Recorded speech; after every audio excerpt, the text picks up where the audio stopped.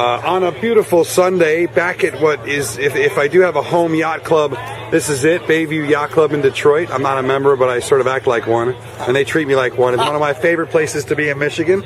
A little bit of on-the-water anarchy from the Detroit NOOD regatta. And I've got two guys that I really like. One I've sort of just know from Sailing Anarchy. One I've raced against for quite a while, Chuck Holzman. Hey, how you doing? And Eric Wynsma. Wynsma, sorry. See, that's what happens when you get to know someone online. Right. So these are Chuck was a very successful 24 owner for quite a while. Won a lot of Midwest championships with our good friend Bora, both as tactician and sometimes driving. Eric came out of the Mom 30 class amongst others. But both of you guys are early adopters for this sexy little Melges 20. So I was out on your course, watched the boat. You guys looked like you were having a great time. There have been some criticisms and some questions about the boat. Obviously, it's a pricey boat for a 20-footer compared to some of the others, but it's certainly Gucci. I'd like to hear from both you guys, Chuck from coming out of your class and Eric from yours, and we'll start with you, Eric, but what do you think about this little thing? Because you won, didn't you? I did. We won the regatta. I had Andy Burdick sailing with me, which obviously helped a bunch. He's very talented and a lot of fun. Tough on us, but that's probably what it takes. And as far as the boat overall, couldn't be happier, really. It answers a lot of my sailing questions. I like to do a lot of travel. And so for the wintertime sailing stuff, it's just going to be a lot easier way to get to regattas and move around. Now, are you pulling the boat around yourself, or? I have, yeah. What are you pulling it with? Time. Whatever I can borrow, man. My car has no hitch, so I'm just bumming off of friends and stuff like that. Well, I know there's one guy who was pulling it with a Subaru, and you certainly don't need to be able to do much when the whole boat weighs, what, 1,100 pounds or something like that? Yeah, we went to Charleston with my wife's Acadia, which is not a towing machine, but it worked great. The boat's simple. It's easy to sail. You can sail in heavy air. You don't get beat up. There's nothing to get bruised on. We had a solid 20 knots for that last race yesterday. Yeah. How'd they hold up? Lots of wipeouts. What? Big numbers. We were going fast. Yeah. So, yeah. What kind of speeds? Upper teens? Yeah. Seems almost as fast as the 24 in those conditions. I think that the boat was just as exciting yesterday in that third race as the 24, and even easier to sail. I actually fell in love with the boat in the third race yesterday. I had been kind of a little bit on the fence. I just got the 23 weeks ago. Thought it was going to be a lot more like the 24, only to realize it's a totally different boat with a totally different feel. And it was really this weekend is the first time I've gotten to sail the boat in some decent, consistent breeze. And sailing the boat upwind in the third race yesterday, it was a piece of cake. I was absolutely surprised at how easy the boat went upwind in 16, 17, 18 knots breeze, maybe a 20-knot puff here and there. But then downwind, the boat was just as exciting as the 24. Maybe even a little bit more exciting because it's got a real fine bow on it. So the boat likes to sail a little bit nose down into the waves. And so you get a lot more water across the deck. You might not quite be going as fast as the 24, but I think it's probably feels just faster, doesn't it? It does, and it's just as exciting a ride. So what about? Obviously yesterday we start out in 9 knots. The second race is in 13 knots. The last race in 20. This is a very different rig than the Melges 24. You're not just ripping on the backstay. What are you doing to tune it? Is it easy to tune? Well, I'm really lucky because I got George Pete on the boat with me, Bear, and he's just like a lunatic when it comes to the numbers and the science about this. So he is constantly fiddling with the rig. But what's interesting about this, Alan, is when we looked at those adjustable shrouds, we thought it was just all really gimmicky stuff. Right. We didn't really think that they were going to make that big of a difference because when you move the shrouds, the spreader angles change. Sure. But you know what? We're constantly playing those shrouds upwind, constantly, and they're easy to adjust. And when the puff hits, you slide the shroud back.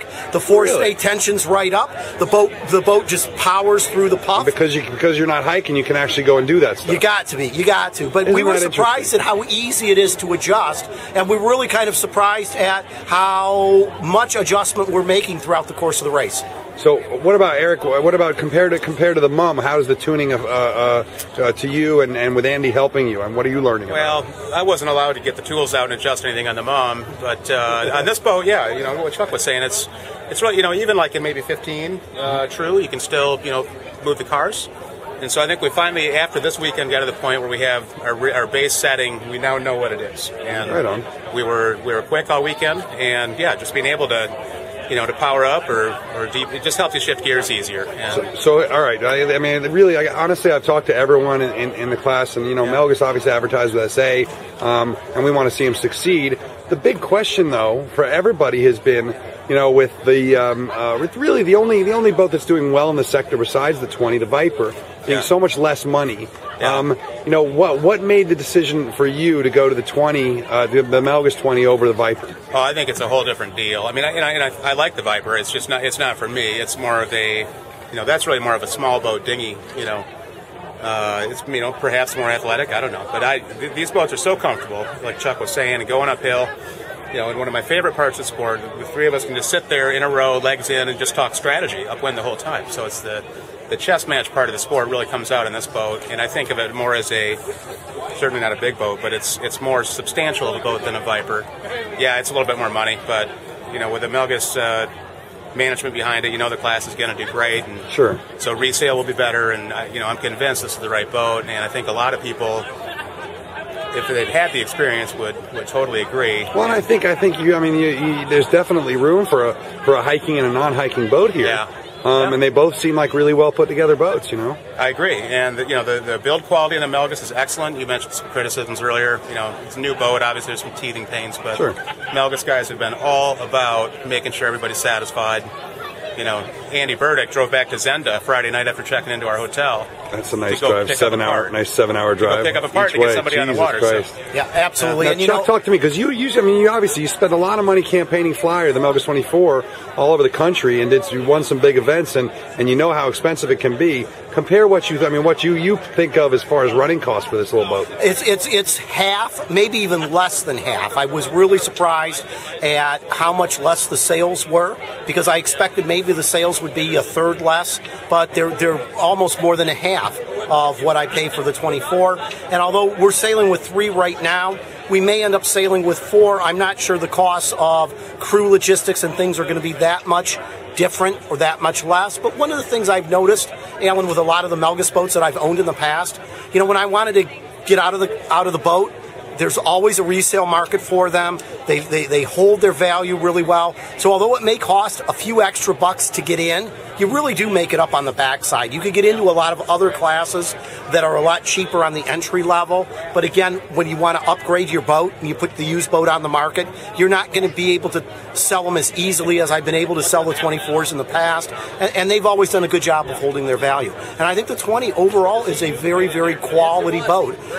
But there are a couple of teething problems with it, but Melges is doing a really good job of sorting them out. That's great to hear. So here's the quick one. Quantum versus North, correct? We're both Quantum boats. You're both Quantum boats. Yes. Yeah, all right. My decision, go ahead. Oh, well, you talk, because I know he's been a Quantum guy forever. It was obvious for me because Wally Cross obviously has put a ton of energy into kind of helping us get up to speed as new owners, putting on little seminars. Did Wally sail on the 20? He did in Charleston. He did in Charleston, that's right. That's right.